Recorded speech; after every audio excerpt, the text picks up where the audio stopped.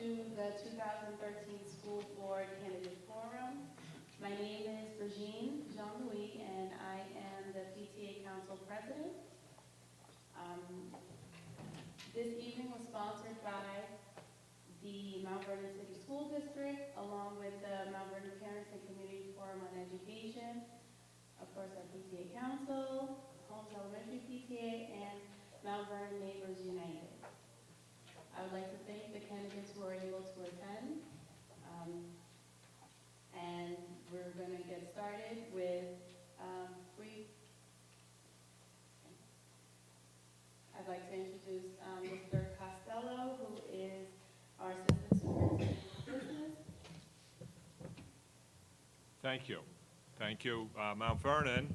Thank you, PTA. It's great to be here for this opportunity, and thank you to Home School for its kindness of allowing us to be here late into the evening. Tonight, I'm going to address briefly the 2013-14 budget. This budget was approved by the board last Friday evening, and this budget attempts to address the issue of academic achievement. It has set for itself a goal to strengthen literacy development in our early childhood program, and that'll be measured by increased numbers of students reading fluently by the end of grade 2. We're also going to prepare the older students for meaningful adult lives, and that means to graduate all students prepared for a post-secondary education in the world of work as measured by increased high school graduation rates. We're also going to improve the quality workforce, and by that we mean the workforce of the Mount Vernon City School District. And they're going to be prepared for the shift to Common Core learning standards as measured by increased teacher effectiveness. Thank you, Mr. Davis. We're also, very powerful here, is we're going to improve digital learning. We're going to bring updated technology into our classrooms and offices as measured by increased use of technology in the K-12 classrooms and increased efficiency in using data for planning and decision making. We're going to create community schools. We're going to undertake a complete reorganization of the school district that creates new zoning patterns and new school configurations. And this will be measured by community satisfaction and more efficient use of school facilities and district resources. And then finally, the sixth objective is wellness for life. We want to increase the safety and wellness of students, faculty, and staff, as well as the environment, measured by reduction in incidents of disruption and teacher and student absenteeism. In this budget, we're also able to preserve our pre-K program, our full-day kindergarten program, our reading specialist in each and every school, enriched services to students with special needs, continuing our investments in technology. We're going to maintain the specials at elementary level. We're going to maintain the double periods in mathematics and English language arts in grades 7 and 9, maintain the advanced placement, honors courses, and career and technical education, as well as music and art. And finally, we're going to maintain our security officers in our schools. We're doing this within a budget which is looking at an increase of 8.17%. What that means is the budget will go from $208,821,000 to $225,885,332. We will do this with a property tax increase on the property tax levy of 2%. That will take us from $132,419,130 to $135,067,512. This will be accomplished in part because the district will be making greater use of its available fund balance. This is not a strategy for long-term funding of the district, but will provide the funding for this year. The property tax levy is well under the property tax levy limit as set by the state of New York. This levy will have an effect upon the property tax rates in the community, but we can't determine what those are until the city completes its assessment process at the end of May. This material is present right now on the web page, and additional materials will be going up through the remainder of this week. And with that, I'll turn it back to the candidates. Thank you very much for the time. Okay, before we start with our question period, I just want to lay down the ground rules, because we believe that civility is essential. So, rule number one, in order to ensure that as many people as possible have a chance, each question will address a topic and will be limited to no more than 2 minutes. Each response will be limited to no more than 3 minutes. And people will permit others to speak without interruption, and we will all address each other with respect. And then, before we begin, each candidate will get a chance to first introduce themselves and let us know some of their position. So we'll start. They were each drawn numbers. So the first candidate, Mr. Speck. Okay.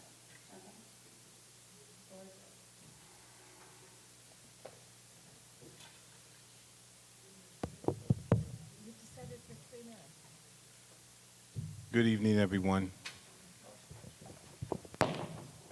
Good evening. It's not on? Oh, okay. Good evening, everyone. Thank you for coming out. I would love to see a whole lot more people here this evening so that you can hear what each candidate offers. But unfortunately, once again, we can put the information out there and let people know what's taking place, and it seems like no one wants to come out anymore. My name is Mark Stuckey. I am a school board trustee within the city of Mount Vernon. I've been here for the last 3 years. My time is now coming to an end. I am running again because I know that there's a lot more for me to do. Within any office anyone holds or takes, your first year, you get comfortable and you fill out the seat. Your second year, you start putting things and working for a goal. Your third year, you wind up moving forward on those goals, but it's not enough time to complete or to help those that needs the help, as such as our young people. That's why I'm running for a second term, so that I may be able to put into place and to help our young people reach the goals and get the education that they're supposed to have, and they are not getting at this time. Because if you look at our scores that's taking place within our schools, they're not where they should be. And I do know and I do feel within my heart that Mount Vernon can be the district that it's supposed to be, that Mount Vernon can be strong, and we can achieve greatness within it. But we must be able to look at what we have and start building off of it and making these things stronger. We must be able to tap into the resources of our teachers much stronger. We must be able to find out why and what's happening to our infrastructure to make it better once again, to make it stronger. And this is why I am running once again, to complete what I have started, because my time is not up to help our young people. Over the weekend, we had a tragedy that took place in Mount Vernon. And what we need to do is to tap into our young people to help them. Because what has taken place is a young lady who took her life. And we can't afford not to have another life taken here in Mount Vernon. We must reach out and help them. My name is Mark Stuckey, and I'm running to do just that, to help our young people. Thank you. Good evening, everyone. My name is Geraldine Lourdes, and most people call me Jerry. I have been a teacher in the I was a teacher in the New York City school system for 35 years, and I have been active in this community for many, many years. I believe that my educational background, I bring a lot to the table. I served not only as a special ed teacher, I have been a reading specialist, I'm a reading recovery teacher, I have been a parent coordinator, I have been a community schools coordinator, and have always been, throughout my career, an advocate for parental involvement. And I'll take it even a step further. I believe that it's not just parental involvement, but as the old African proverb says, it takes a village to raise a child. And so the two major things that I like to stress is that we must have our children start reading at a very early age. As Mr. Costello just stated, he talked about one of our superintendent's objectives being academic achievement, having all of our children reading by the age of 8. Why is that important? It is important because we know many years ago when I served as a coach for an early reading literacy program, it was stated that they were building prisons based on second grade reading levels. So if your child is not able to read by second grade, they are writing our children off. And we can't let that happen.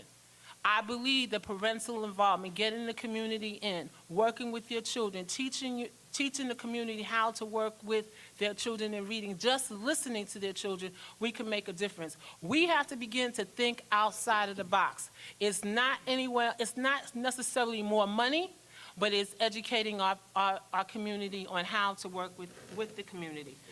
And I have been an active member of the Mount Vernon Parent and Community Forum on Education. I served as a past president, as a secretary, and as a outreach person for that day. Parent Involvement Day was not designed to just be a day. It was a way to get parents in, to make them feel that they're welcome in the schools. And I feel that as a board trustee, that's one thing that I would mandate that happens, is that we bring our parents in. So I hope that on May 21st, you'll vote for me. Thank you.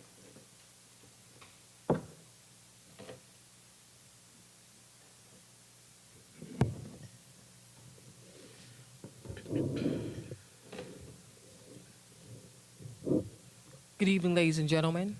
My name is Cynthia Turnquest Jones, and I am running for school board trustee of Mount Vernon, New York. I have been a resident of Mount Vernon for 44 years, which will be 45 years in a couple of months. I am also an educator for 18 years. I am still an educator. I am also a parent of 2 sons who I am currently raising here in Mount Vernon. I know that Mount Vernon is a gold mine. I know that Mount Vernon is a diamond in the rough. When I walk through blocks where there are fireplaces and hardwood floors throughout the entire house, I know that Mount Vernon has a great potential to be more than we are now. We can never go back to where we were, but we can also get better. The school system here at Mount Vernon is going through an educational war right now. As an educator, I know that professional development plays a large role when it comes to building our young scholars. The teachers here in Mount Vernon do not receive the type of professional development that they receive in New York City. I am a New York City teacher. We are not just educating the child anymore. We are dealing with children who are coming from diverse economics. We are dealing with children who are coming from other countries. So not only just education and educating the child on math, science, and social studies, but we also have to know what type of child that we teach. You cannot serve the community if you do not love the community. So one of the things with me being on the board is that I will make sure that we bring a lot of professional development. I will also make sure that we start infusing our children to become excited about education. Our children are not excited. And when children are excited, the parents are also excited. Our parents also need to become aware and build their awareness as far as how strenuous the new Common Core standards are coming down the pike. Our children need to be prepared to become college and career ready. They also need to be infused if they chose to go down the vocational ramp. So therefore, on May 21st, 2013, I will be running for school board trustee. Cynthia Turnquest-Jones. Good evening, everyone. I'm excited to be here today. You may not tell, but it's there. I want to go to the questions at hand and start with number one. What are your qualifications for former training here? I had to let you know that I'm NAACP Vice President. I was also the NAACP Chairperson for Vice President for the school for NAACP, and I also ran in 3 different schools on your PTA as PTA President, and also a member of the Parent Involvement group here in Mount Vernon. Here's something I want you also to know, that I pushed for Plato to be in our school. Plato is currently used in Mandela School for training the young people to get to the next level if they have they're missing credits. Something that I pushed as the president of the Mount Vernon High School PTA. That's still in session, and it's still going for 6 years now. It's still going on today. That's something I pushed for. IQ is also one of the programs I pushed for. That's also hopefully still in Mandela. I'm not really sure about that. Okay. The computers. You always hear me talking about computers in the library. To date, they have set aside so many computers in the library for academic use only. So as a parent or a student, you could go in there and you pull your information off the computer. Our current superintendent, what she has done was get that program together for parents to go online. That's something I've been pushing for as well. So I haven't been sitting in Mount Vernon doing absolutely nothing. For your children, I've been working hard because I actually love Mount Vernon. I could have ran like so many others, but I'm in love with Mount Vernon. I'm in love with the idea that as people of color, as people of different races, we can get along together and we can make a difference. Also, why should you elect me? I'm not a silent person. I'm a very nice person, but I'm not a pushover. I get in there, I make a difference, I stick to my guns. I stand up to make a difference for our children, and it's all about the children. When we forget about the kids, we have lost everything. And the last one, because I only have a few more seconds left. How can I help? Let me tell you my plan. It's a big, lofty plan. But as a parent, I'm pushing to help my parents help their children go to the next level.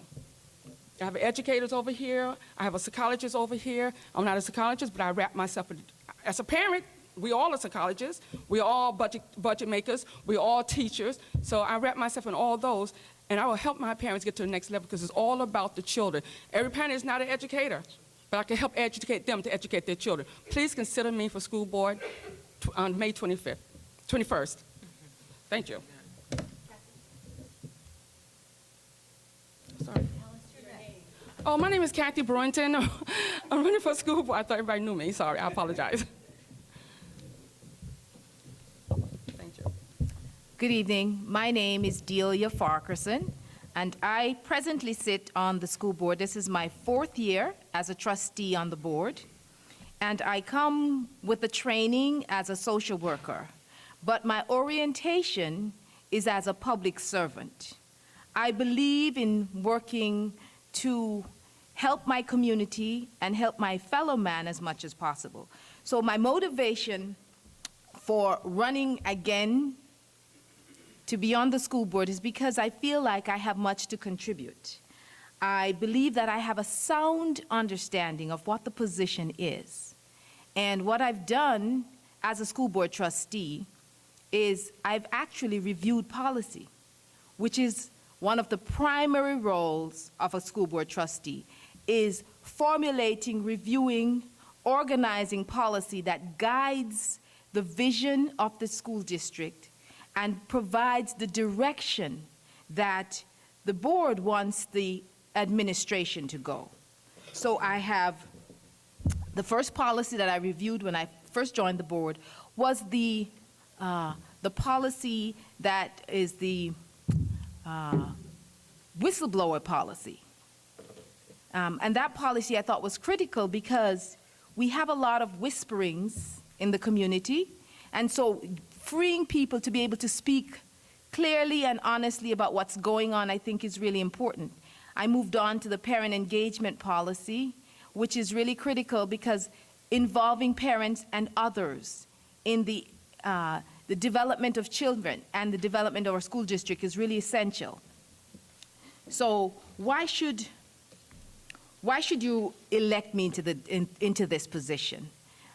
I believe that I have demonstrated that I can work really hard with others to try to make positive impact on what needs to be done. There's so much that needs to be done in our community in terms of advancing the goals that is set up right now by our present interim superintendent to improve academic outcomes in our community.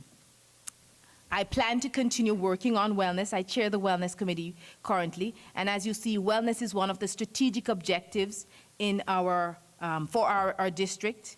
I have had preliminary meetings with Westchester Community College on behalf of the board to revisit the idea of bringing back vocational training and collaboration within our community to advance development for children, to make them college and career ready. So I believe that I've made significant contributions on this board, and for that reason, I think I should be elected to continue that work. Thank you very much. Okay,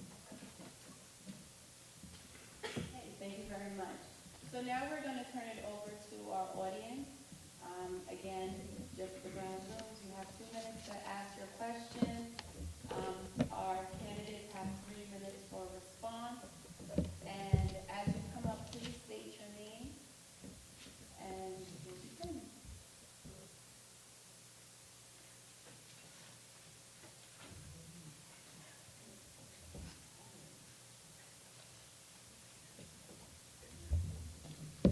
My question is to the Please state your name. Thomas Keller, 12 Pasadena Place. My question is not to Mr. Stuckey or Ms. Farquharson. Mr. Stuckey voted against the budget. Thank you. Ms. Farquharson voted for the budget. And you know what? Ned Rouch, who wrote this for this rag, the Journal News, doesn't even put in who the 5 people are that voted for the budget.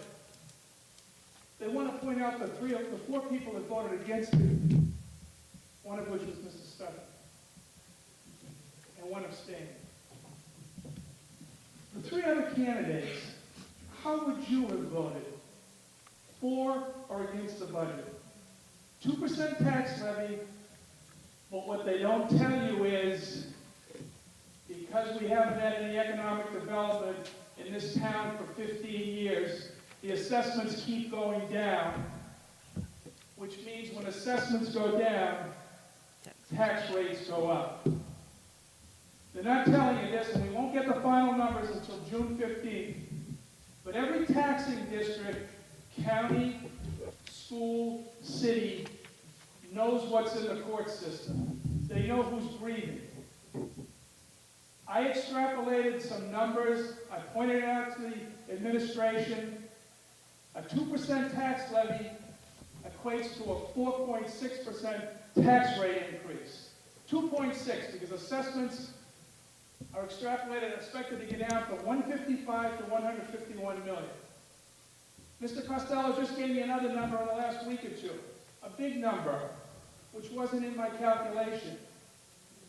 John Gallagher, who just walked out, was told by Judith Johnson or Mr. Costello that it's going to be 2.9. So 2.9 plus 2 is 4.9.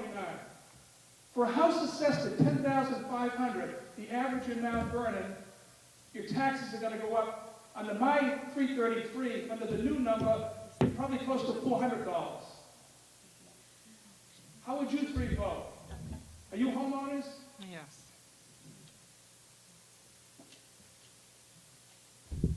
Okay, give give you a chance to respond. Anyone who wants to respond? Oh.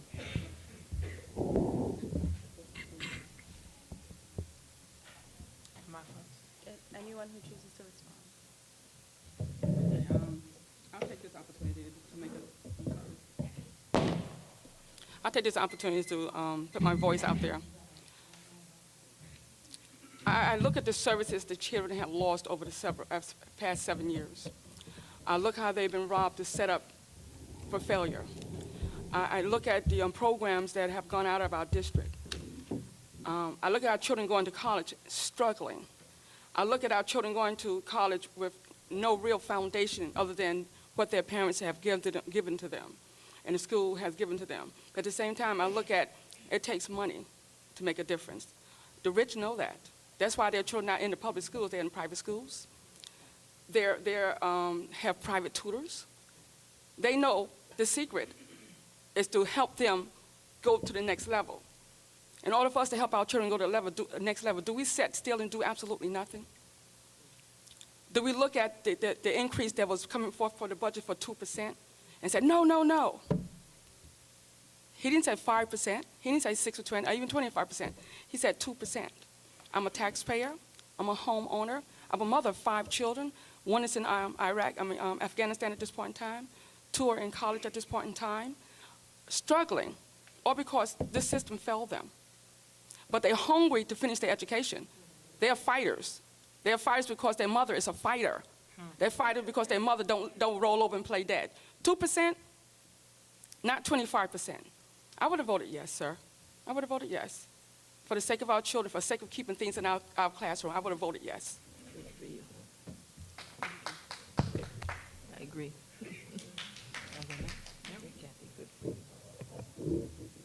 Thank you, Kathy. I would have voted yes also.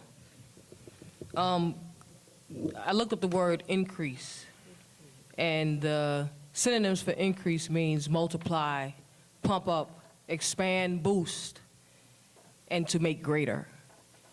In order for them to have an increase, all of those words will be infused into the young scholars here in Mount Vernon. Currently, right now, the report card grades were released. And we have 7 of our schools in Mount Vernon that did not make annual yearly progress. And that means that the children did not do well. And so now those children are unable, right now, currently, to compete with the rest of the Westchester zip codes here. And so the only way that you can compete, one of the ways that you can compete, is when you have to start infusing more money. So right now we have fewer dollars in Mount Vernon, but we have higher standards. And just like Kathy stated, the rich know that. So the rich infuse a lot of monies into their young scholars because the young scholars will take care of us soon. Yes, it is a struggle. All of us struggle. But you have to make a sacrifice in life. My parents made a sacrifice for me, and they sent me to Catholic school here in Mount Vernon because of the same issue. So that means that they paid for Catholic school and property tax. So therefore, I would have voted yes also. Okay, the yes have it, because I cannot see how we can neglect our children by not raising the taxes. I'll tell you, when I sat out there and, for a while, I voted without the information. And I think that just like we're seeing a small turnout here today, we've seen small turnouts at the budget meetings. We now have a new superintendent who we are asking to bring our district to another level. And we are going to ask her to do it without support from the community. It can't happen. It cannot happen. Because you know and I know that if I only have $200 and I have to make that $200 stretch in my home, I can't do the work of $400 with $200. And so what you are asking her to do is to throw this strategic plan out the window. You're asking her to get rid of more teachers. You're asking her to get rid of more programs. And what we're going to see is our children in the same place that they're already in.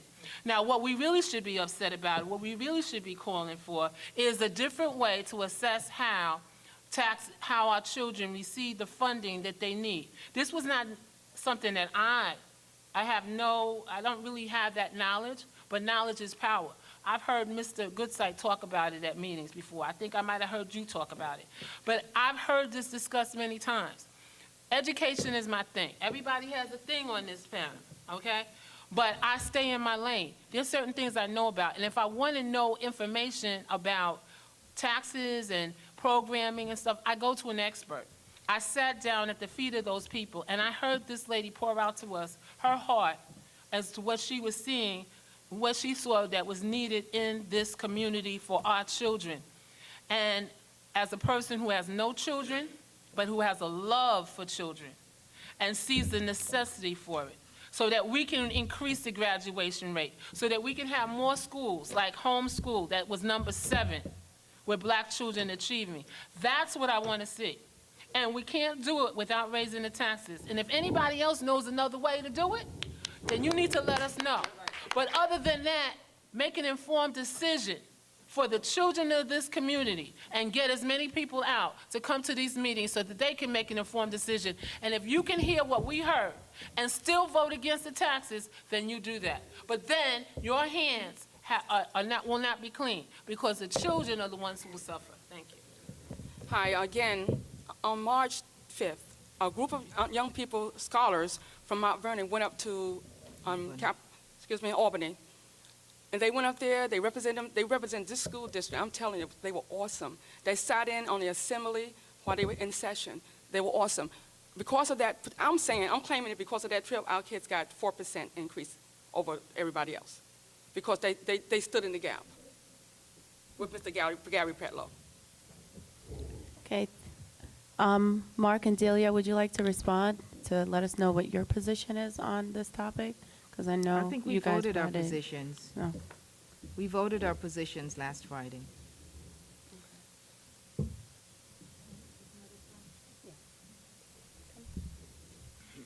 Come on up.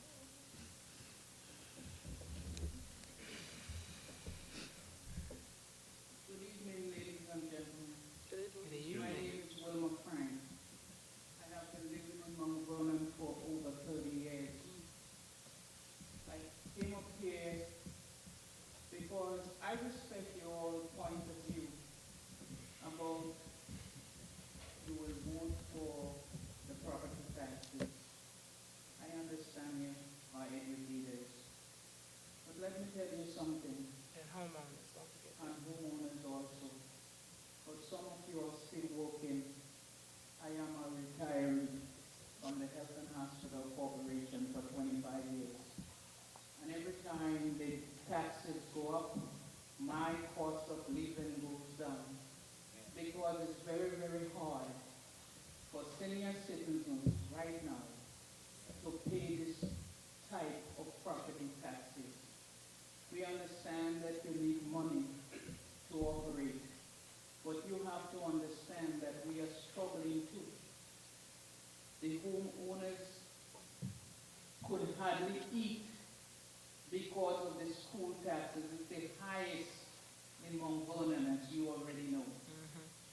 And by raising taxes again, whether it's 1 or 2%, I believe you will have a problem. Not because we don't want it, but we cannot afford it. It is hard for senior citizens. If you look around Mount Vernon, you will see all the houses who are in foreclosures right now. People are selling their homes. They can't even get it sold because the school system is not good. They fight all the time. The taxes are high. And you are educators, you know that nobody coming in a community where the schools are bad and taxes are high. Thank you so much for listening.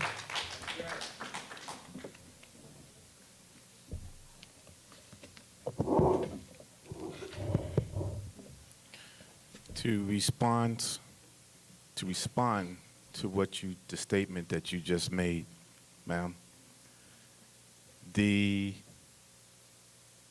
tax burden that's going across the board to every resident here in Mount Vernon is a tax burden I feel, that's going to hurt us. People wind up saying, well, if you wind up giving us an educational system that's working, we don't mind funding it. But throughout the years, we have an educational system that's not working. You bring in people from the outside, and they say that they're going to do a good job, they're going to change the dynamics around, and we go back to seeing the same thing, nothing is taking place. Every year, a tax problem winds up hitting this door. And the question winds up being, what is the taxpayers getting out of it? As of last week, it was told that there's approximately over 350 foreclosures that are coming down the pipeline. That's a lot. So that means in order to get a revenue, they must tax you because they can't get it from nowhere else. Once again, I say, if a system is working, no one minds reaching out and helping. But as I wind up saying a lot of times, when the door is closed, we don't see what's going on in your home. You can wind up scraping the bottom of the bucket, that last can of food, until the next week comes. But it seems like the tax problems that's being passed down, no one really cares about because they want the money. Many of my colleagues may not agree with what I'm saying, but there's a way of wind up getting the funds to help us. And I see in the near future's coming, it's not going to be the money that's coming from the taxpayers. It's going to be money that's coming from grants. Can we help this district? Can we save this district? Sure we can. If we put in grant writers who can write grants to get the funding that we need, not grant maintainers. A grant writer winds up writing grants because that's how they're getting paid. In the corporation world, which is what we should run this district as a corporation pretty much, this way we can wind up seeing and we can get the money that is needed. But the question winds up being, can the taxpayers afford it? No.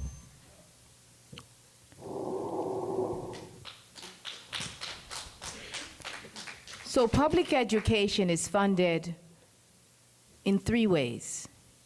It's funded minimally by the federal government, mostly by the state government, and by default, by local government.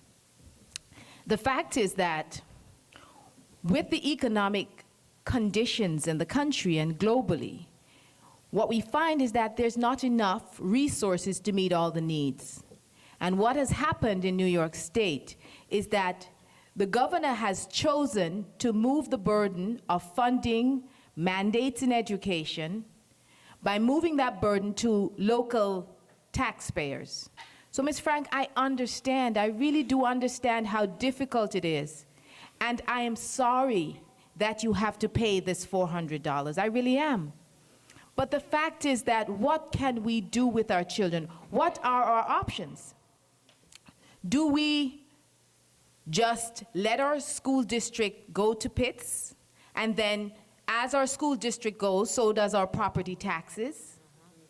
Or do we try, as difficult as it is, to right the ship, especially with the kind of expert leadership that Judith Johnson is providing at this time, to right the ship as minimally as possible? Because it was painful for us to vote on this, but what choices do we have when the gap elimination aid that's owed to us by the state government equals $10 million?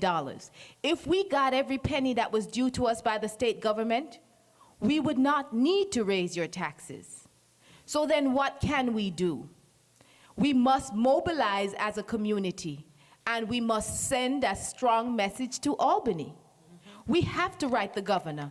We must let him know that your $400 you cannot afford, and that it is unreasonable of him to put mandates on this school district and ask you to pay for what he owes. So, Mrs. Frank, if you do nothing else, please write the governor a letter. And if you can, take the train to Albany. Because, Mrs. Frank, we must do something to save the children in our community. We understand that we've had colossal failure in our school district, but we cannot give up on our children. And I am a taxpayer as well, and it will be difficult for me, perhaps not as difficult as it will be for you, but we cannot give up on our children. We must invest in our children, because this is what this budget represents. It represents an investment in our children, a belief that we can make a difference if we choose how to prioritize and spend our money. Hi, I'm Kathy Brunton once again. I just want to let you know, my husband works for the federal government. They were under this mandate. They had to get rid of jobs. They had to close facilities. He's one of the facilities they had to be closed down. They didn't close it down, but he was under that care. See, frustration hit a lot of people. A lot of people went out and they did some crazy things because of the 4Ks, and they were able to go into the stock market. They lost a lot of money. And you're talking about the houses in foreclosure? They're in foreclosure because people lost their jobs, not because of the school taxes, not because of the city taxes. People literally lost their shirts. They lost good jobs, $200,000 jobs they lost. And they put them in a place where they had never been before, and they didn't know how to handle it. We're talking about our children. I have 5 of them. I tell you, I was blessed to stay home. Couldn't afford to stay home, but I wanted to stay home because I felt that my kids needed me there. Now, it's not about the newest pair of sneakers. It wasn't about the newest bike. It wasn't about the newest television of my house looking like the Queen of English house. It was about making sure they were educated, making sure that someone was in the house to monitor them, to make sure they did their homework, and to go to the next level with them, to even teach them to go to the next level, because that was my job as a stay-home mom, to make sure they got what they needed, not wait on the school system to give them what they needed. I didn't wait for you to change their diaper. I didn't wait for you to teach them how to walk. I didn't wait for you to teach them how to ride their bicycle. So why should I have waited for you to teach them how to read? So as a stay-home mom, that's what I did. I stayed home, and the tax problems in Mount Vernon is not all about you and I, but it's all about the people who have lost their shirts. And those foreclosures have been going on for like 17 years already. People have just lost their jobs and lost hope, and they have been moving out of Mount Vernon in droves. And I feel for you, Miss Frank. Even to the point where we went to Washington, we put our name on a petition to sue Albany. We sued Albany. We won. We won our lawsuit. But it did us no good, because those people up in Albany don't care about you. They don't care about me. They put their kids through private schools. What should we do, Miss Frank? What should we do? Should we roll over and play dead? Or should we, like some people have taken their kids and put them in other school systems? That's what they have done. They took their kids and put them in private school systems. I believe in Mount Vernon. I believe in the public education system. I believe this thing can work if we put forth our efforts as a team, not as you over there, me over here. We have to work together to make a difference, and this is what it's all about. I'm up here to make a difference, not to pat my own pockets, but to make a difference. Thank you so much for listening. Excuse me. May I reply on what Ms.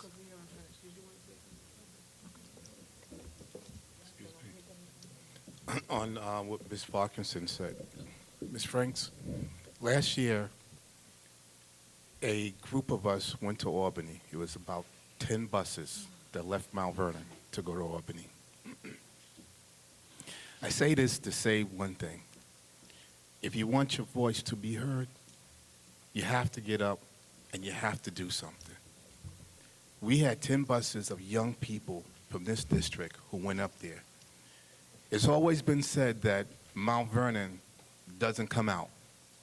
Last year, we came out. We let our voices be heard up in Albany, to where they wind up giving us state aid to help us. It wasn't a lot, but it was something. in order to wind up getting your voice heard, in order to have Mount Vernon wind up standing up and say, hey, we're tired, this is what we're supposed to have, we must be able to do the same thing as we did last year. Get those buses together, get the people together, and go up and walk on Albany to get what we deserve, what we're supposed to have. But until that happens, we're going to be in the same rut where everybody winds up looking at the past and not trying to move forward. So I say, in order to make a move, we all in Mount Vernon have to stand up.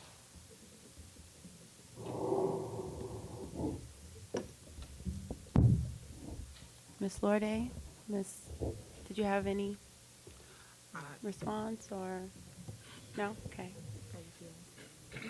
Cynthia, any response? Okay. Could we have another question from the audience?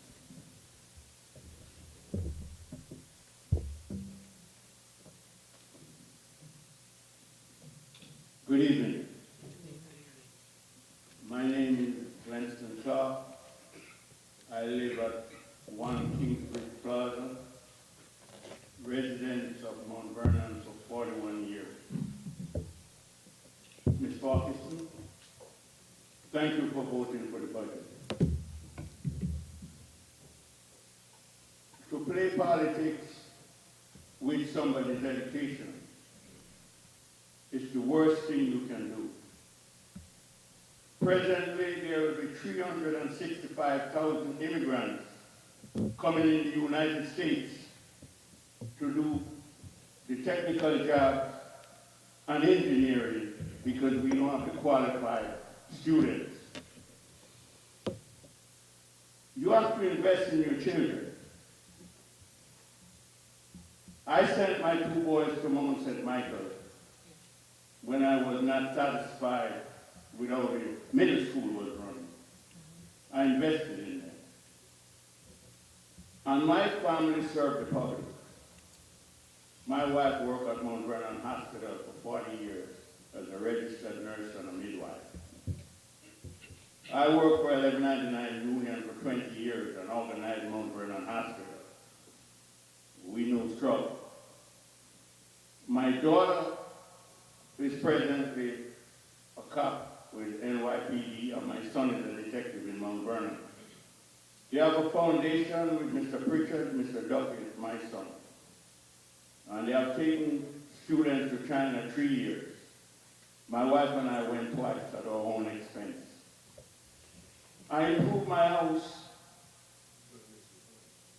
I'm not missing any points, brother. I improved my house and my tax rate go up. And I'm wearing 3 hats. Homeowner, Caribbean activist, and I work in the school system. Everybody come and say what they're going to do. I use Davis as an example. The entrance is gone. The auditorium is not working. We have an air conditioner that's been sitting since 2005. And everybody come, they're going to do this and do that. The 3 people who are not the incumbent, I hope you make some tours of the school. And I'll personally show you some of the conditions that have been terrible for a very long time. Mr. Clark, do you, comment. Just comment.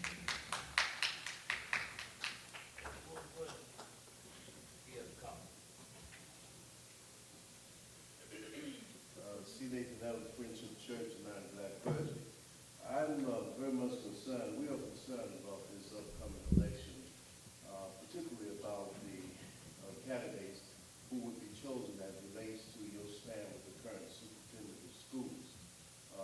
We think that she's doing an extraordinary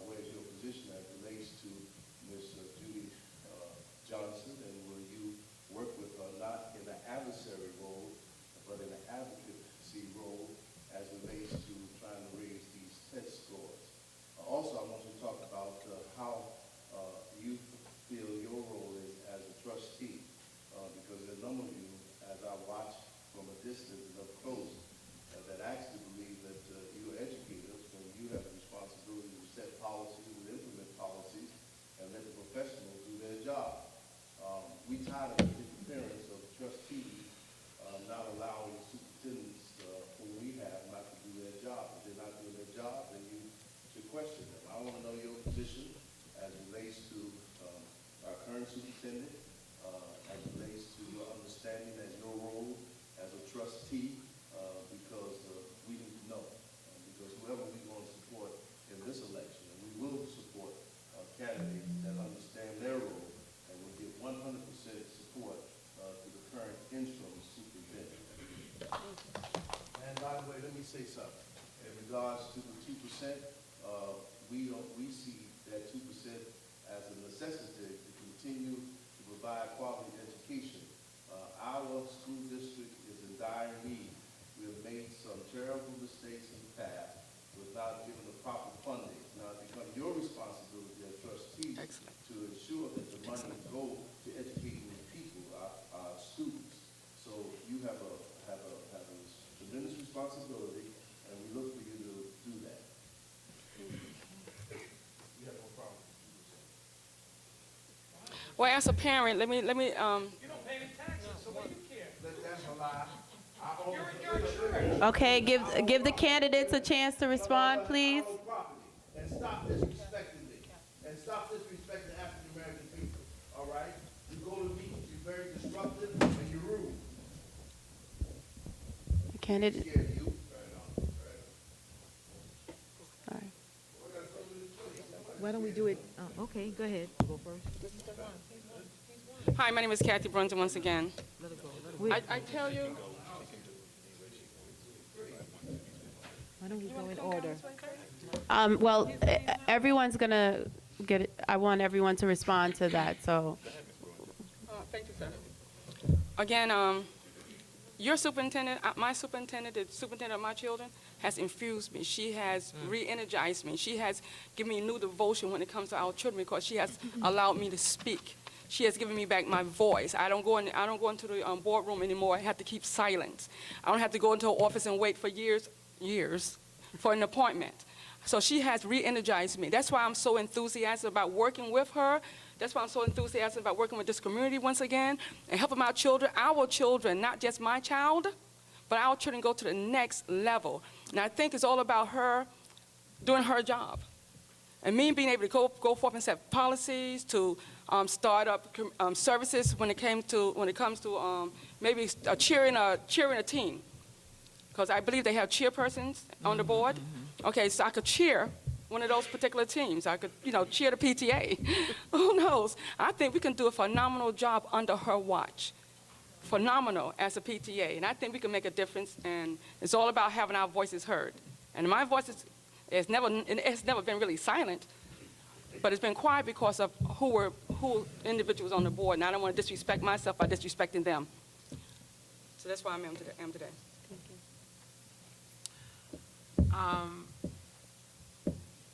I am definitely for Ms. Judith Johnson. She gave us this question, and this was the challenge. How do we maintain, preserve, and improve the quality of educational programs in a climate characterized by declining fiscal resources at the local, state, and federal levels? That was how she began her presentation. I feel that if we do not support her, the children will be the losers.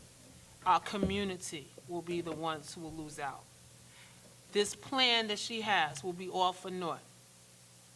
And I know as an educator, and you know as those who are able to read, you know the importance of being able to read. I cannot stress that enough. What I feel is that we need to make a paradigm shift. We're constantly working from a remediation level, where you get to third grade and then you work backwards to try to get those children to catch up. When if children are reading by third grade, you're taking them to another level. That's just only one area, but it's very important. We cannot go back to the past. I cannot say why I was not on the board when they selected her predecessor. But I can say what I see in her. I know that she served 10 years in Peace School as the superintendent. I know that she was part of the, she worked in where, she worked in The the federal level, okay, for 4 years. She worked on elementary and secondary levels. Listen, this woman has a background that those of us who were sitting in this audience wish that we had. This is a woman of integrity. So for us not to follow her, you know, when you put somebody in the driver's seat, you have to let them drive. And you have to know your place. I know my lane. And I know that the only way to do it, she is the visionary. And there's a book that says, without a vision, the people will perish. We don't want to be part of that perishing people, and this is time for us to work for our children. Judith Johnson is the person, and not only will I say that, we need to put somebody in place to work with Judith Johnson so that they don't come in trying to do their own thing, but they work underneath her so that we can keep the level of integrity that she will be starting to keep our children going in the right direction.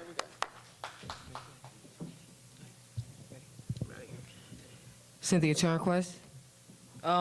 Horace Mann once said that every addition to true knowledge is an addition to human power. Children will grow up to be adults. Judith Johnson stipulated at a meeting the other day that she wants to make sure that there's a teacher's aide, a teacher assistant in every single kindergarten class. Now, I don't know if you know this, but kindergarten is not a mandated grade. You do not have to send your child to kindergarten. She wants every child to have kindergarten all day in Mount Vernon. That's number one. Number two, she wants every pre-K class to have a teacher assistant. So now she is making it where these students who do not even need to have pre-K have it all day, which our children need. Another thing is that, see, education is in Judith Johnson's soul. You know why? Because she gave back $60,000 of her salary. Is it, I was wrong? 60. Is it 60? Yeah, you're right. $60,000 of her salary. So what you need to know is this. When the educator comes to work at 6 o'clock in the morning, they don't start getting paid till 8 a.m. When the educator leave at 6 p.m. at night, they don't get paid after 3 o'clock. She gave back $60,000. So it's in her soul. She eat, drink, and sleep education. She was under the Bill Clinton administration as U.S. Secretary of Education. Therefore, she has a plethora of resources that she can bring to what was called money-earning Mount Vernon. We need to get back to that level at where we were. We need Judith Johnson to infuse Mount Vernon with the resources, professional development for teachers, and to infuse our children to the point where they are so excited that their parents at home are going to say, you know what, let me go down there to that school and see what exactly is going on. Why is my child so excited about what is going on in that school? So once she starts bringing in our professional development from Columbia University. Okay. So I think it's important to not focus on the individual, even though Judith Johnson is an outstanding individual at this time. But let's focus on what she's been able to accomplish in the time that she's been here. So what we have are clearly articulated goals for this district. And more people are beginning to understand what those goals are. We have a better understanding of where we need to be and a good understanding of where we've been. So I think that Judith Johnson's strength lies in her ability to lead. And she's been able to pull together disparate forces in our community to look towards a common goal. And I think that's really very important. So my support of Ms. Johnson is not at the personal level.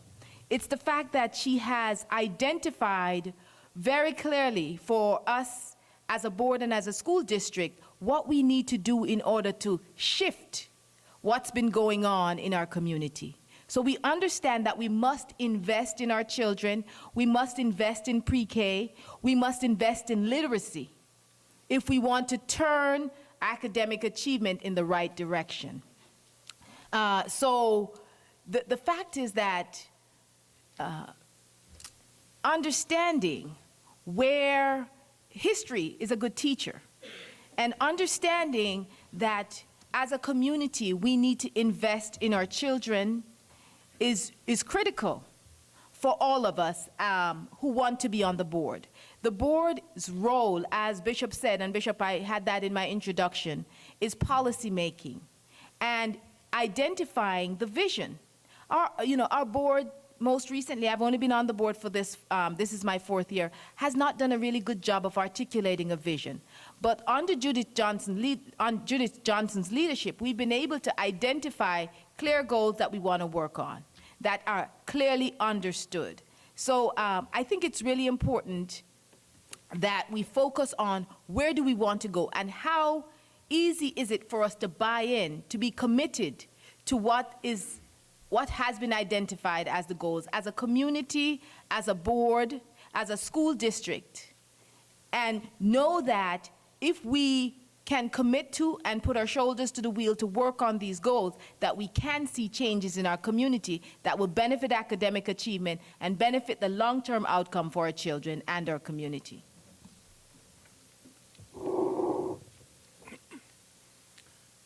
They say if you say nothing, people look at you kind of crazy.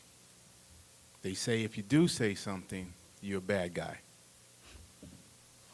I voted no for the budget, and I have my reasons. My ancestors died for me so I can be where I am right now. So I can wind up speaking and saying what I have to say. If a man comes out and he wants to throw a threat on the table of not supporting anyone, that's his prerogative. Don't support me. Will I work with Judith Johnson?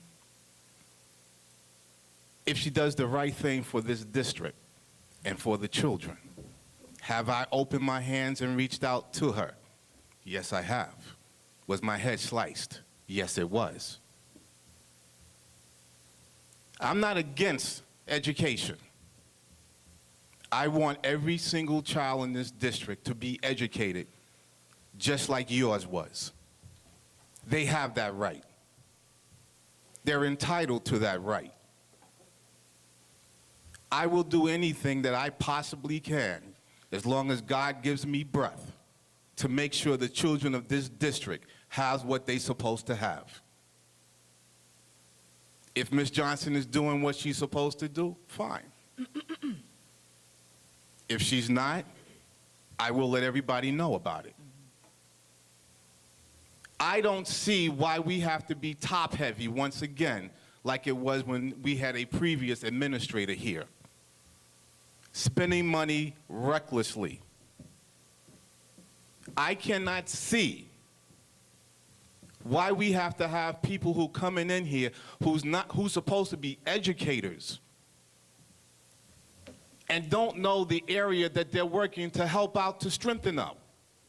But yet they run to get to a meeting to get educated on something, and we paying $900 a day.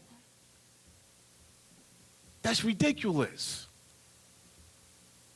So when I say something or I speak out on something, I'm the bad guy. I found the way that we can wind up saving a lot of money, knocking down 2 schools and putting up 2 new ones to save energy, to save money. It wasn't her that knocked me down, it was my own board members who knocked me down. I'm not taking it personal. I'm not. I will work with anyone who will work with me. Because it's not about me. It's about the children.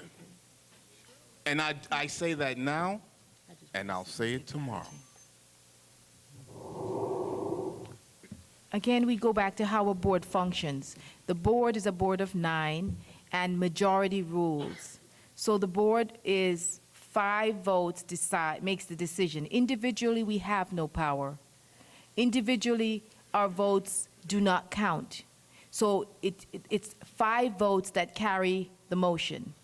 And so whatever the 5 votes are, whether we agree or not, we have to live with it, because those are the rules. You know, Ms. Farquharson is correct. It's not 1. It's not 2. It's a body who makes the decisions. We may not agree all the time on what's taking place, but at the end of the day, it's the way you cast your vote that makes the difference. If you're going to help or if you're not going to help. And that's what it's all about, doing the right thing. And I'm saying this here to say one thing. If you don't want me in office, don't put me back. Vote for one of my other candidates here. If you want the system to continue to run the same way and not be monitored and raise the issues, don't put me in there. Cast your vote for one of these others. Because if they're worthy of it, they should have it.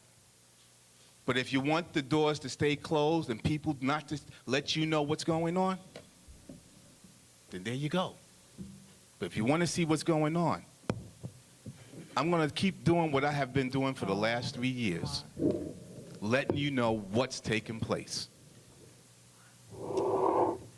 I've been a child advocate for more than 18 years. See, the part that I didn't tell you is that I'm not just an educator, but I was also a social worker. I used to go to the house and take children out of the home when their parents were abusing them. So as far as being an individual that hold individuals up to a high level, oh yeah, you can vote for me on that one. If it's right, it's right, and if it's wrong, it's wrong. However, I've been in the educational system for 18 years. And there's times when I walk into the school and the principal who was there last night is not the principal the next morning. But at the end of the day, because the children are first, we still had to take off our jackets, roll up our sleeves, and get the job done. Regardless of who come in, when they come in, and what time they come in, bottom line, it's about the children. So if Judith Johnson leave and another superintendent come in, it's about the children. If Judith Johnson stay, it's about the children. Being an advocate for children and parents is a very difficult thing, because there's some individuals that could care less about the parents and the children. But the parents and the children are the stakeholders, as well as the taxpayers here in Mount Vernon. So if you want a person who's going to hold them up to a level that they're supposed to be at, I am the person. I stand to a level. If it's right, it's right, and if it's wrong, it's wrong. I tell the truth. And that's the main reason why a lot of people don't like me, because guess what? People don't like the truth. So, Mr. Stuckey, they could vote for me. Cynthia Turnquist Jones. Thank you.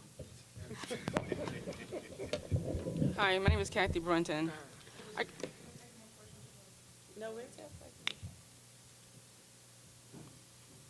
You know, time is going forward. I just want to say something really short. That stability and maturity on the board is something that's lacking. We see gang violence in our community. We see kids killing kids. We don't need that kind of attitude on our board. We just do not. And for you to set up here and continue in the same direction because someone else feels that they could be a watchdog, or someone else can feel that they could be the voice of reason. There's no voice of reason here. For our children, I sat in that boardroom year after year. I saw so much bad behavior that it needs to stop sometime. We're on TV. People pick up our broadcast because of files. Files is good. They out there. They're in different communities. And they see your behavior. And they say to themselves, if you don't take care of your kids, why should we take care of your kids? They see those children look like you, and those children look like me. They don't see them looking like them. Their children are in private schools. For us to sit on that board and fight constantly, it needs to stop. We need to grow up. We need to move forward. This is ridiculous. And anyone knows me, I'm a quiet person, but let me tell you, I speak my mind when it comes to children. You put your hand on the child, I'm in your face. You put your hand on child education, I'm there for you. I'm there for that child, but when I finish with you, you'll be all right.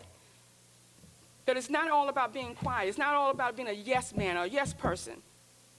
I've been on the board for 6 months, about 2006, 2007 school year. I went through the trainings, I went through the educational programs and platforms, the budget meetings. I did it all. But one thing I've learned, when you come back to that school, you have to work together for the public safety, for the public respect. So when you get up on that board and you're calling names and you're cursing out your superintendent, we got a problem. We got a problem.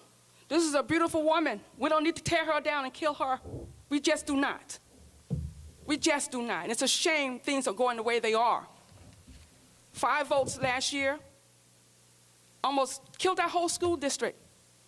6 years before that, we lost nursing, we lost grafting program. We lost so many programs because of 5 votes. Against who? Against who? Not you and me, we already educated, but against our children. Against our children. It needs to stop. We need to put some responsible voices up on that board. My name is Kathy Brewington. May 21st. Please consider me. Thank you. Okay. Sorry. May I respond? Very briefly, because in interest of time, because we do want to get a lot of the questions in interest of time, I'll let you respond, but we're going to, for the rebuttals, we're going to keep them for the end. So if there is something that is stated after your first response, please write it down, and then we'll give you a chance at the end for brief rebuttals. Okay? So go ahead and respond, and then we're going to move on to the next question. Because I think that I would be remiss if I allowed anyone to think that I am, or any person on this panel is a yes person. For 35 years, I worked in a school. I taught. We've all had to deal with uncomfortable situations. We had to do our job. But as a person, I am a person who always speaks my mind and what I am committed to. And I am respectful of others. We can agree to disagree in a respectful manner. We do not have to call anyone out of their name. We do not have to, because there are very few people who know me well enough to speak about my background or who I am as a person. But I can speak for myself and say that I am a woman of integrity. And from what I've seen from the people that are on this panel, because I've watched them in action and other things that they're involved with, they feel the same way. We're all passionate about it. We all bring something to the table. But you have to vote your own conscience. But just know that, as Ms. Farquharson said, there are 9 votes. Every person has to vote their conscience. But what we all should be voting for is for our children to succeed academically. And everything that we do, the challenge that we have, is to make sure that our children will achieve. And if we do anything other than that, we are not doing our job. So that, I think, is the most important thing, and that's the thing that we should put at the forefront. And we should not put personalities in it at all, because they have nothing to do with the matter at hand.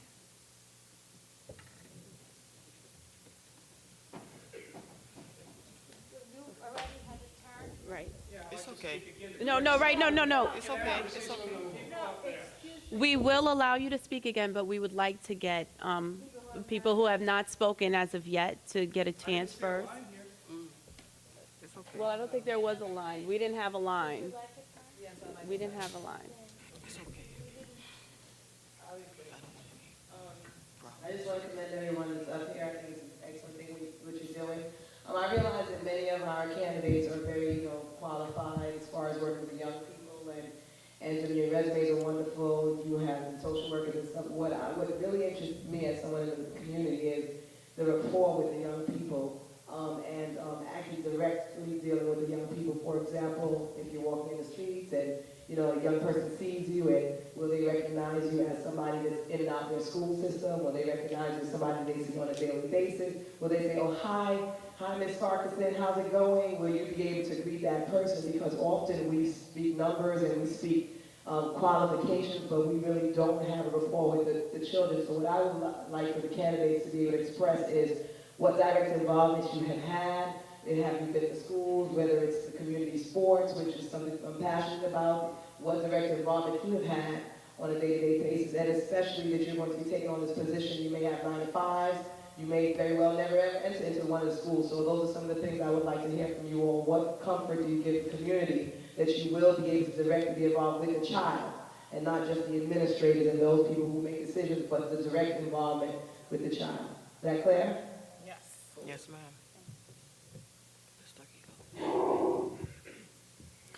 There's a program that takes place at Edward Williams School with the director, Ms. Figueroa, thank you, on a large scale. That with that program that takes place, I'm in and out of that building all the time, and talking with the young people, helping them, because that's who I am. You know, I love to wind up intervening with the young kids, working with the young kids, being a part of them, helping them, because that's what it's all about. Not only that program that they have, but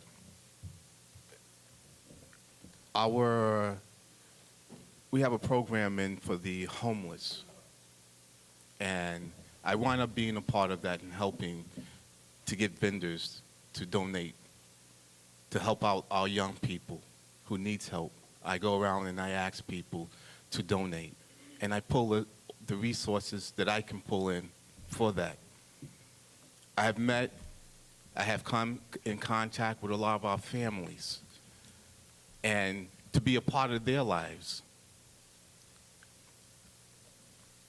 I would like to have a program in this district that where we can wind up having something that's called Talk Out for individuals who have problems.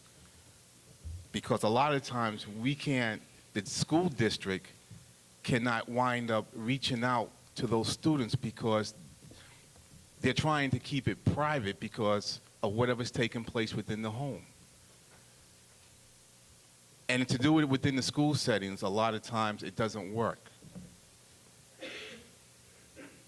To put something like that together, to be more part of the young people, would be something that would save a lot of our young kids' lives. Like I said, I'm in and out of the buildings with these different programs to see what's going on, to talk with them. And I tell you, if a lot of our board members were to do something like that, or to come out more to be a part of those programs, I feel that it would help a lot of young people. It's like this weekend, they had the gardening program. It's the first time I ever saw Mr. Goodside on his knees, helping the kids, working with the kids, and showing how to do the planning process. And that's what it's all about, getting your hands really dirty with the young people. Because once they see an adult do that, that's when they wind up saying, oh, that individual cares. And then they wind up want to do more with you. And then you want to be a more part of the program.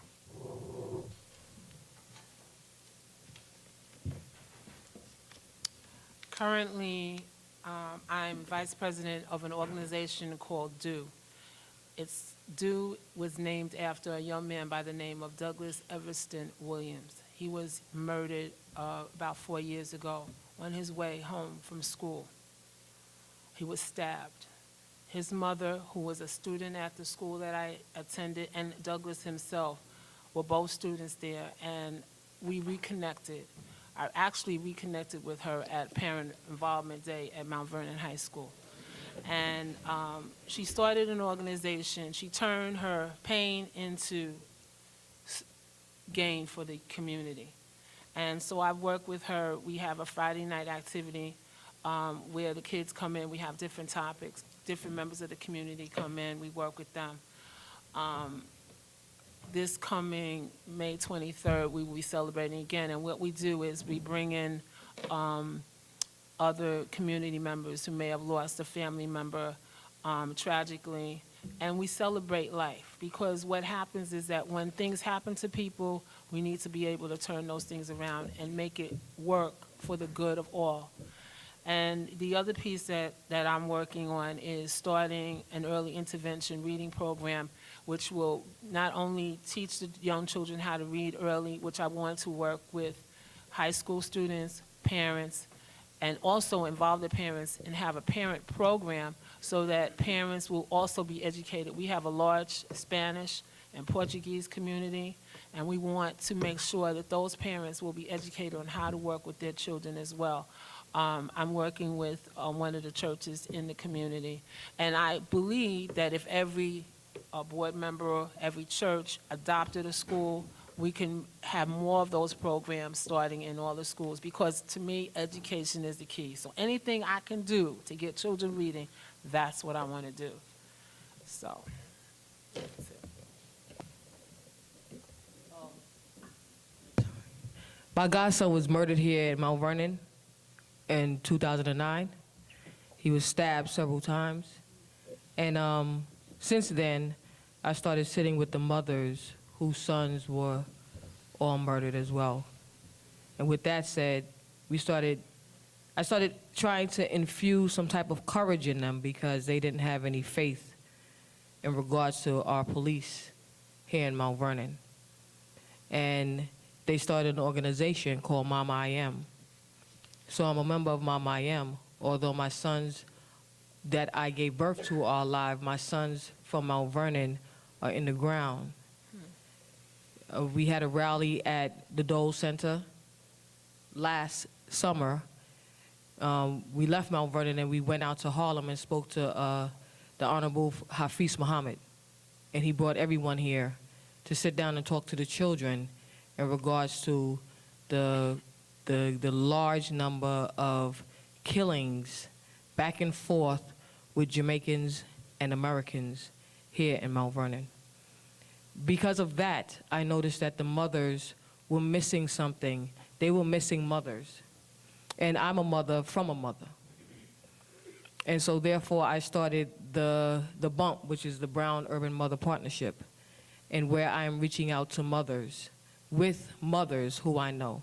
Not necessarily individuals who give birth, because just because you give birth doesn't necessarily make you a mother. There's a lot of individuals out here who have given birth, but who have not given birth, but they are a mother to the community. So I bring them along with me. And we go into the community, and we go and sit down with mothers. I've hosted events in regards to Breast Cancer Awareness Month, because my mother have breast cancer, my two aunts have breast cancer, as well as my grandmother died from breast cancer. But breast cancer does not eliminate the rich or the poor. It hits everyone. And sitting with not just the mothers, but bringing their children in and infusing them. I was the one that started the Planting for Peace Day at Graham Elementary School last week, Saturday, which was an awesome turnout. In addition, I've also sat with students at Mount Vernon High School, giving them the snapshot of exactly the number of murders that's been in Mount Vernon that have not been solved. The number is 47, if I'm not mistaken. In addition, I've also sat with students from Mandela and brought in retired police officers and detectives so they know how to respond when they are stopped by a police officer and how to conduct themselves, basically. So sitting with the children, I have no problem with that. I love the children. They are a part of me. Hi, once again. Under Mrs. Smith, she allowed me to start a program, not even start, to put out information about my little group that I want to, try to get off the ground. It's called Sharing Parents, Caring Parents. And all that is I offered books, CDs, things to parents through the school to help their child, maybe through the summer, keep them on grades. It's called Bridge Books. Play-Doh program, as well as the IQ program. Those things the parents can have access to. All they need to do is go to Amazon and find them. And it was an excellent program. Again, this year, under Mrs. Judith Johnson, I would like to implement that program again. The reason I like to implement this program is because individuals that came through my program when I worked out of my home in my basement, I have Jabari Hines, I have his brother Jerome Hines. They came through my program. I have a young lady, her name is Sienna Hamlet. She came through my program, as well as my own children. I have Aaron Whitaker, he came through my program. These kids are all in college today, all because they had a foundation. Also, I'm currently volunteering with my church, Macedonia Baptist Church on 9th Avenue. And when I say volunteer, these children come in, we work for free. We give them skills, we do them, help them with their home, because you know the home is an extension of the schoolwork. So if they get the homework, they get the schoolwork, they got a great head start. But not only that, I'm able to, when they finish their homework too early, give them my bridges. And they love it. It takes them to the next level, because right now some of the kids are first grade and second grade, this is when I teach. They wasn't even introduced to multiplication. It's something that they need to be introduced to early on. 2, 4, 6. You know, when we were kids, we jump and rope, we counted 2, 4, 10, 20. That's how we learned our multiplication tables. Little things like that. We want to give back to our community. Again, that program at Macedonia, it's a free program. And it goes from first grade up to 6th grade. My kids, I still take my children, my own flesh and blood children, doing community service, doing community work. I take them to Mrs. Hines. Her boys are in college, but she still works in a nursing home. I take my children every Christmas to her nursing home. That's what kind of relationship we build as parents. To her nursing home, we give out to the elderly there. So it's something that, you want to teach your kids to give back. And you teach them how to give back, and they become loving. They become better kids in society. You don't find them hanging out on corners when they want to better themselves. Every child that I've touched have gone on to college, and it's not something I want to boast about, but it is something that when parents get together and they begin to share and help each other, it goes a long way. Thank you. The skill that I pride myself most on and that I work the hardest on is engagement, is the ability to engage with others, which I think is really critical. You know, as human beings, that's what we do. We engage. That's how we build relationships. And so how I like to view it is this, that every child that I meet, every time I meet a child, I believe that I am obligated to somehow positively impact that child. So on my walk from my car in the morning to work, if I meet children going to school, I'm particular to say, have a good day, or how are you today? Because I may be the only friendly voice that that child hears that day. So I want to make sure that my contact with that child is a positive contact. I'll tell you, Ms. Felix, is that in 2006, before I went to social work school, I was, I call it volunteer, but I was a substitute teacher in the district, in the pre-K program. And that was probably the most delightful year of my life. And those children now are in like the 7th grade. And I see them, and they still say, Mrs. F, because it's really such a delight to see these children. I remember I still keep calling it volunteer, but I substituted in Lincoln School, and there was one little boy that I worked with in particular. And I saw him this morning, actually, on his way to school. He goes to one of the parochial schools here. And back then, he was identified as having difficulty integrating. And I worked one-on-one with him. And it's just wonderful to see how he's doing. But what's really important is that every time I meet students, whether it's going to PTA meetings or going to presentations for children or participating in the parent engagement day, I try to ensure that my interaction is a positive one. And so I seek out opportunities to participate, to interact, to learn what is going on in the community, what programs can I lend my voice to in terms of support. I've been really involved with recreation in the community for a long time. And so that's what I pride myself on, is trying to make sure that all my interactions with every child is a positive one, because that's what I sincerely believe, that if every child is connected to a responsible adult, the opportunity and the outcome for that child increases in a more positive direction. So that's what I strive to see happen, is that every child, we're more than 70,000 people in Mount Vernon and only about 10,000 students in our school district. So we have enough responsible adults to impact every child in our community.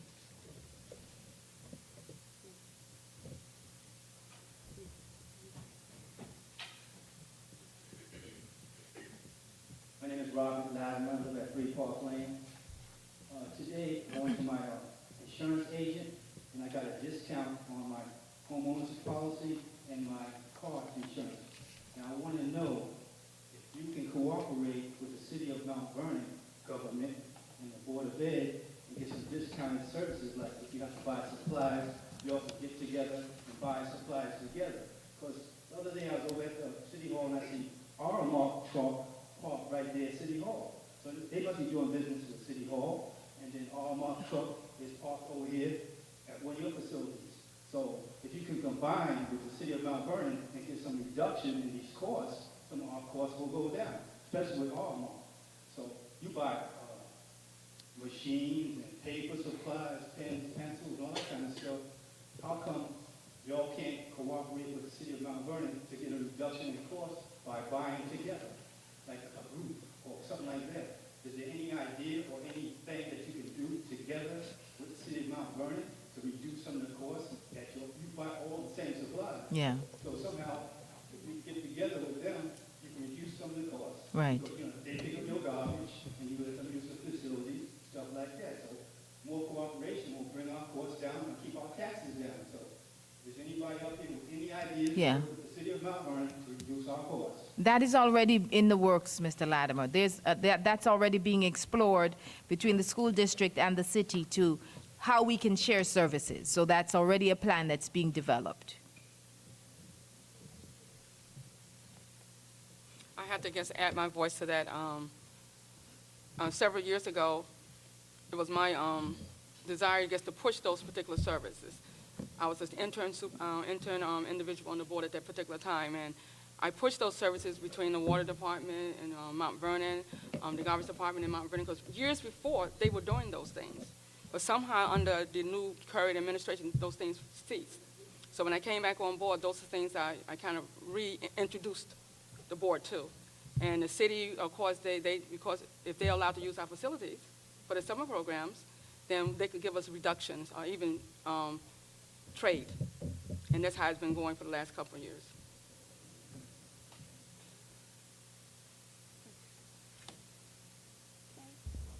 Any further questions? Let's start with the pharmacy. You said that the budget is funded minimally by the federal government, a lot by the state, and the default amount by the city. Other resources in the federal government account for about 7%. The state, about 31%, and property owners in Mount Vernon, 62%. The numbers for this year are $66 million from the state, quoting from Mr. Costello's budget, $132.4 for the property owners. And next year, if the 2% holds, it's not voted down by the voters, it'll be 137 and 70. That's number one. Number two, you mentioned 10,000 students. We used to have 10,000 students. We have about 8,500 now. That was an approximation, so. Well, it's 15% off. That's quite a bit. New Rochelle has 10,000 students. And they have a budget that's only about $14 million more than we have, 239 to 225. We spend $24,000 a student. Ms. Brewington, you mentioned that foreclosures have been going on for 17 years. I'm sure 17 years ago there were 25 or 50, certainly less than 100. The big amount of foreclosures has taken place since the Great Recession started, the last 5 years. The Controller's Department, over 400. Mr. Stuckey said between 350 and 400. Every time you raise taxes, it pushes people more over the cliff. The city, the last 2 years, over 6% tax rate increase. Ms. Jones, you sent your kids to Catholic school. That's your choice. Fine. I'm Catholic. I sent my kids K through 8 here. 3 of them. They're adults now. Trapegan, Davis. They had wonderful teachers. Wonderful, wonderful teachers. And you said the teachers in Mount Vernon are just not prepared right, or they just haven't had the training or something. Everybody has to have a master's in order to teach and get... Can you say, what is the question? Can you get the question? The question is, I don't know how you can say that, Ms. Jones. How can you say that? I see the union leaders are not here. Dominic Chacon and Jeff Yonkers, Barbara Foley, some of the union leaders.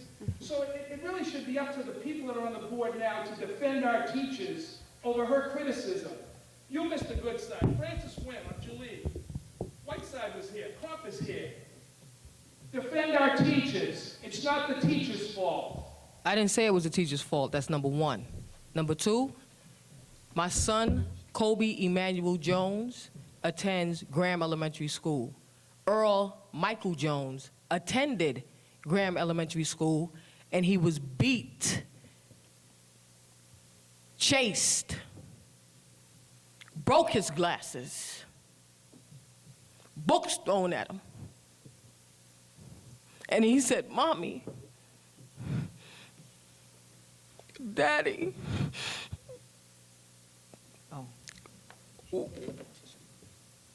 do I have to go there?"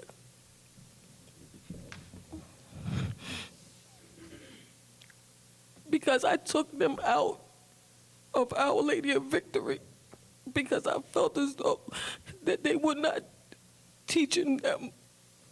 Therefore, I put them in Graham Elementary School because my mother said they will be safe. So I did it.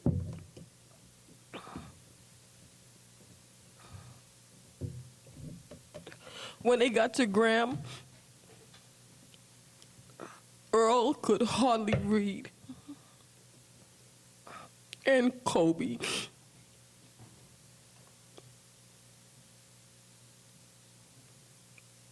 But the other day, Earl got up and read at church the Psalms. And that is because I put him in Graham Elementary School, the school where the boys used to beat him up. So my husband, a black man from a black mother and a black father, my mother-in-law is the superintendent of schools in Belize, Central America. He said, "Put my sons wherever and I will pay for it." So I took Earl Michael Jones II and put him in Mount St. Michael that accepted him with his IEP. He is now one of the fastest runners there because of the days that he had to run from the children at Graham Elementary School. So yes, I put my children in Catholic school because my father put me in Catholic school. I attended all Catholic school, even Iona College is a Catholic school. And my father still paid property tax. I owe it to my children and the children here in Mount Vernon to give them the best education ever. I don't ever want any parent to do what I am doing, nor what my mother and father did. And that is sacrificing and taking every bit of change that they have and sending their child to a private school. So Kobe Emmanuel Jones, he goes to Graham. Earl Michael Jones, he goes to Mount St. Michael. Perfect attendance from they were born. Me too. And about the teachers in Mount Vernon. Just because you get a master's degree in education, I got 5 degrees, okay? Just because you get a master's degree in education, that is not it, brother. After you become a teacher, you have to be a lifelong learner. You have to have professional development all the time. Okay. And Mount Vernon has not infused the teachers with professional development. Ask my sorority sisters that are principals and assistant principals in Mount Vernon. Mr. Good. Wait. No, because you did ask. You did. One, your time is up, and two, you did ask. You did statements that other candidates. So you have to give the other a chance to respond as well. So I sit with the teachers here in Mount Vernon. I would never bash a teacher. I am one. Morning, noon, and night. Okay. And I know when I walk in, I'm not just a teacher. I also have a degree in administration, brother, from Bank Street College. So when I walk into a school, I know whether or not someone has received professional development in regards to the Common Core learning standards. Thank you. And they're not receiving it.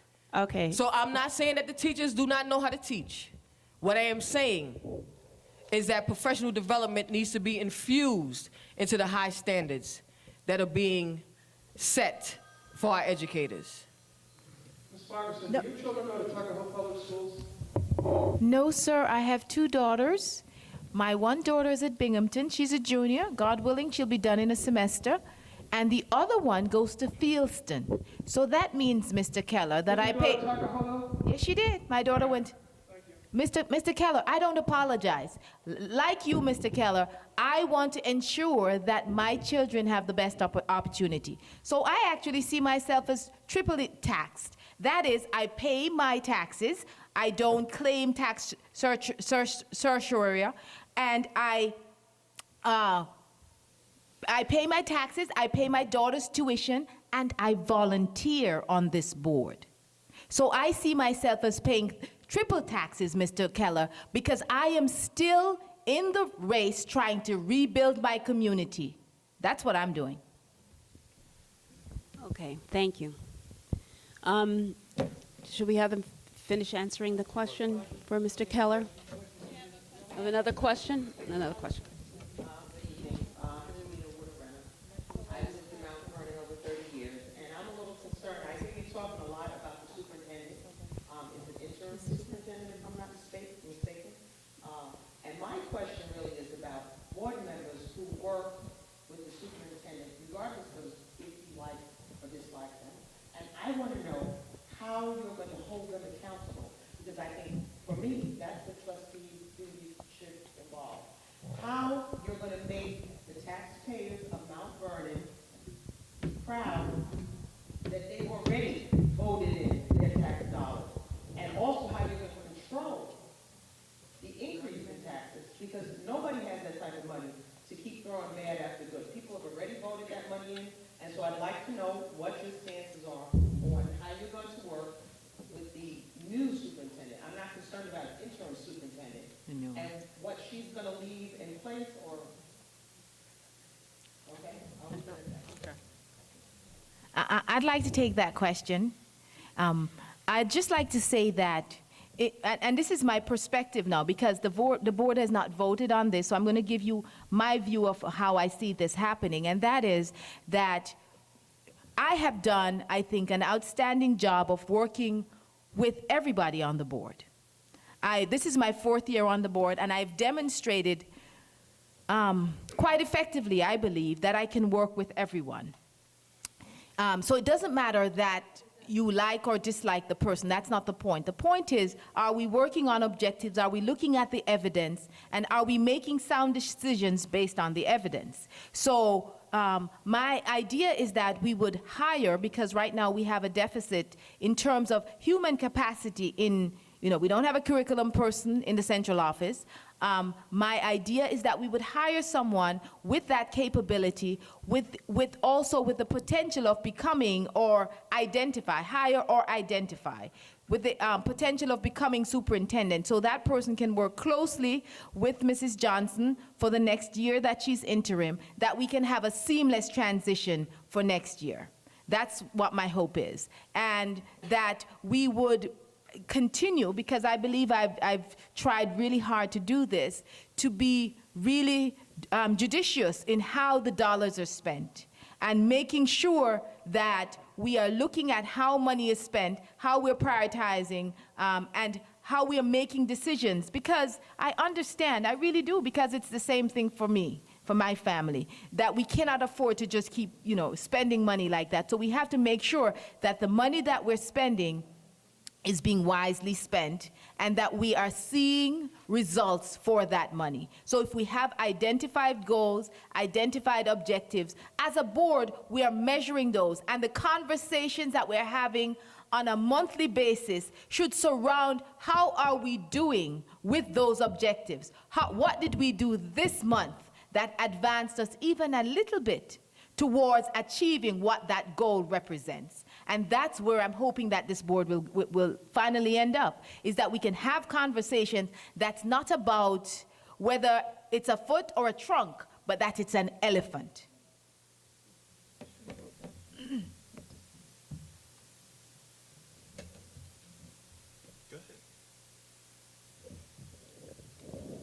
Initially, I think the reason why we were asked a specific question, could we work with Ms. Johnson? However, I concur with Ms. Farquharson on the fact that what I believe is happening is, and it happens everywhere, when there's a new kid on the block, that person transitions and does everything, they want to do their own thing. We have done that too many times in Mount Vernon, and we don't need to do that again. What I'm saying is, I think that I see this person as someone who has the experience, has the credentials, has the ability, who has the foresight to bring our district up to the next level. The things that she's put in place, if you've heard her strategic objectives, are things that are doable, that are measurable goals. It's data-driven, because that's what it's all about. And everything that we're doing these days, it has to be data-driven. The data shows that if children are reading by the time they're 8 years old, then they will be able to be more successful. So it's not based on one person. And then in keeping in that vein, we have to have someone who works alongside of her, who's in that office, who knows what the goal is, and the board is the people who selects that person. So that person is not coming in the 11th hour. As a matter of fact, I think more should have been done to get somebody in now, but that wasn't my call. But if I have the call, that's what I would plan to do. Because you need to have, as we talked about before, the reason why people spend $900, because you're not educated for life, you're educated for a time, and when things are coming up, new things are coming up, they need to be aware of what those new things are so that we stay on top like everyone else. If you look in other communities, that's what's happening. So we have to, in order for Mount Vernon to be on target as other districts are, we must make sure that our educators receive the proper training so that they can master the work. Thank you.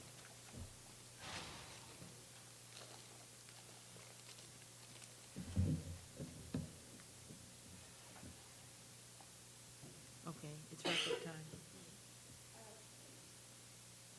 Okay, so that is 9 p.m., which brings us to the end of our first candidate forum. Again, I'd like to thank the candidates for the response. Don't worry, I am going to give you this time. So right now, I'm going to give each candidate 2 minutes for their final rebuttals or statements. We're going to go down the line, starting with Mr. Stuckey.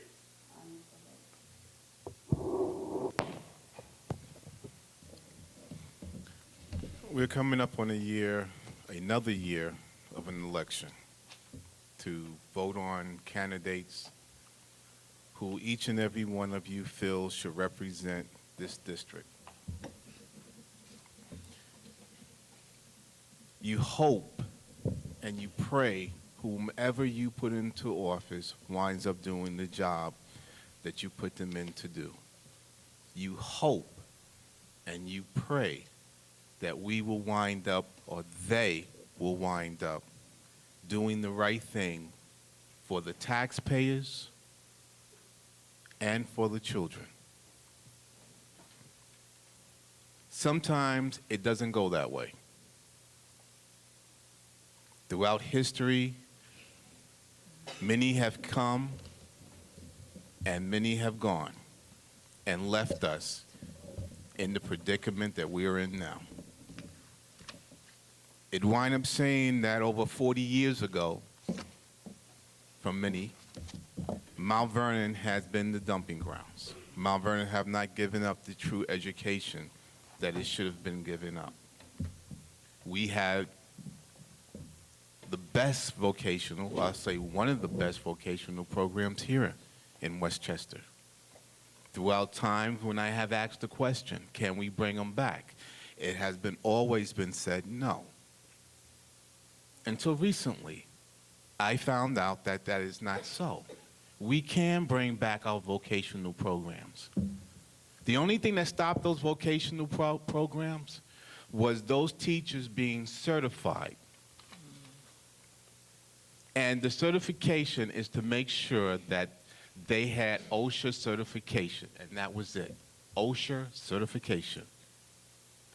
Now we can bring those vocational programs back to give to our children so that they can get educated and be on the forefront line.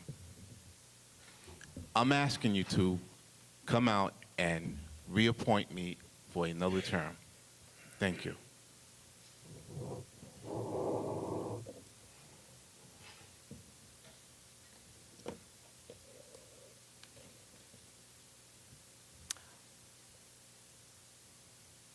I recognize that many of you in this audience have never seen me before.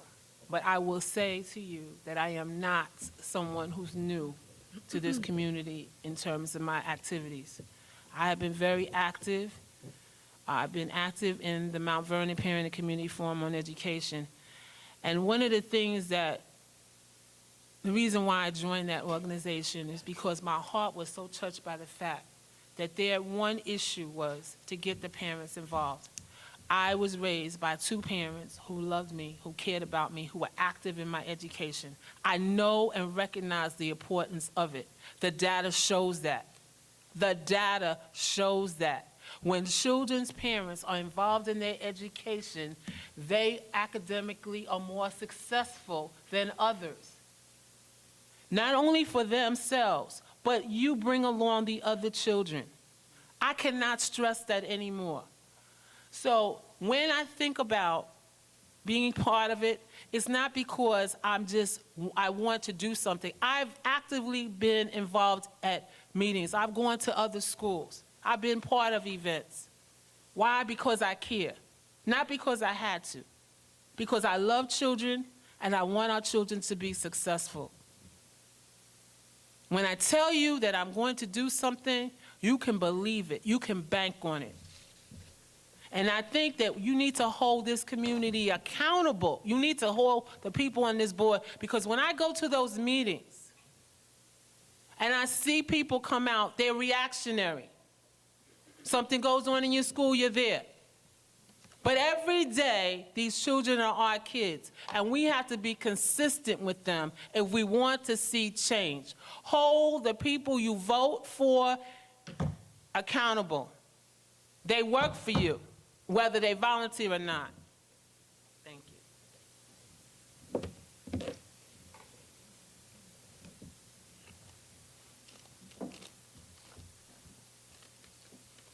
It's okay. I believe that children are first. I believe that all children are first. I know that children are first. As a member of the school board, I don't like to use the word promise. Win, lose, or draw, I will continually be an integral part of Mount Vernon and march every single day as I already do. As a part of the board,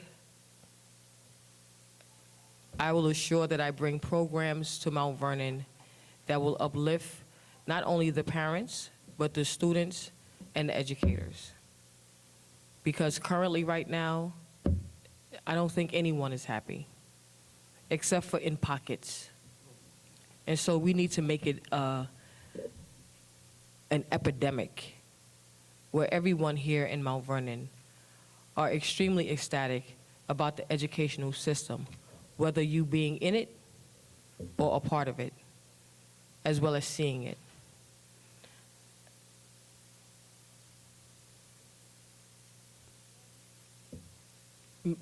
get to know everyone who are interested in being on the school board. Not just words, but actions. And I'm about action. And my action definitely speak louder than my words. It took courage for me to tell you about my journey with my sons today, because I usually don't share that. But it feels good. It's exhausting, but it feels good. And I hope that I can get to other mothers so they could have the same feeling that I'm having right here, right now. Thank you. Hi, Kathy Brunson, once again, May 21st. Please consider me. I have to tell you a little story about why I got so passionate with the school system. Back when my child entered to first grade here in Mount Vernon at Williams School, he was attacked. Not outside the school, not running home from school, but in the closet in the school by my older child, because two younger children got into a beef in the classroom. So the older sibling came into the classroom while the children were coming back from lunch and attacked my child, strangling him. As a teacher, when a student walked in and found my child gasping for breath, and the teacher came in and separated those children. What I did then was go and try to get my child changed from one school to another school. It didn't work because for some strange reason, you were blocked from going into anywhere. You were stuck in your district. You were not allowed. This is back in 1980, 86, 87, 88. You were not allowed to transfer schools. What my husband and I did after that, we joined a program, an organization called SEPA. We got in there. We broke down those barriers. My child was able to transfer schools from Williams School to Pennington, and it was the best decision I ever made. Really, it was. He had friends. He had loving teachers. He had a great time. Two of my children went to Lincoln School. So it's not all about, it's all about getting in and making a difference and working. It's all about making change.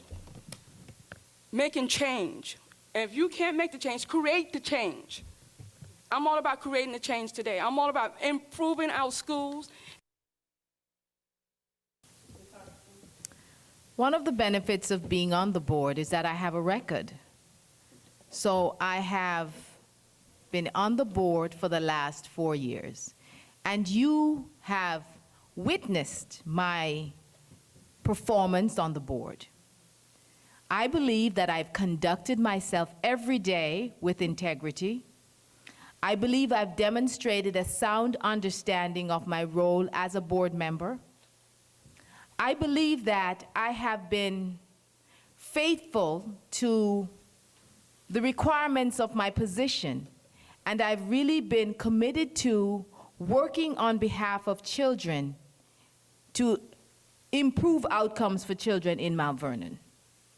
So on that note, I'm going to say use my record and use that to assess and to judge me on how I've done. And if you sincerely believe that I am not worthy to continue this position, then do not vote for me. I believe that I have more to contribute. Again, I say that I do have a sound understanding of what this position requires. And I believe I add a balance and I add tenure to the board that is not always there. So I would like to have the opportunity to continue to serve the children of Mount Vernon and to serve this community. And if you agree with me, then I hope you will seriously consider voting for me on May 21st. Again, my name is Delia Farquharson, and I thank you for listening.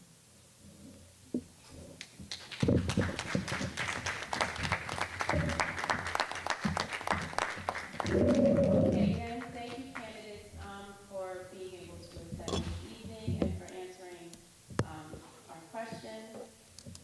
That wraps up the evening. I'd like to thank the school district, Mr. Goodside, our PTA council, also Mount Vernon Neighbors United, the Parents and Community Forum